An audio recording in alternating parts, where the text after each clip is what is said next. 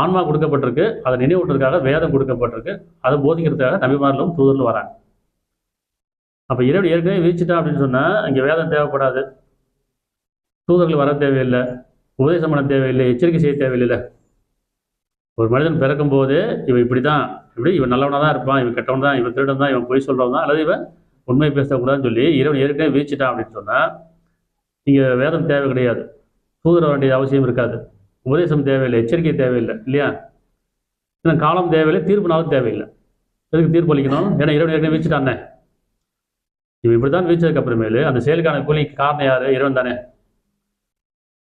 அப்போ இந்த தவறு செஞ்ச போது அந்த குற்றத்துக்காக இந்த உலகத்தில் மனிதனும் சட்டத்தை தண்டிக்கக்கூடாது. ஏன் தண்டிக்கக்கூடாது? இறைவன் வீழ்ச்சது, இவன் இப்படி தான் வீழ்ச்சிட்டான், இவன் இப்படி தான் குற்றம் செய்வன் வீழ்ச்சிட்டான் அப்படிங்கும்போது நாமளும் தண்டிக்க முடியாது, எப்படி இறைவனும் தண்டிக்கக்கூடாது. ஏன்னா இறைவன் வீழ்ச்சது தானே. விதியை தவறாக புரிஞ்சுக்கிட்டோம். எப்படி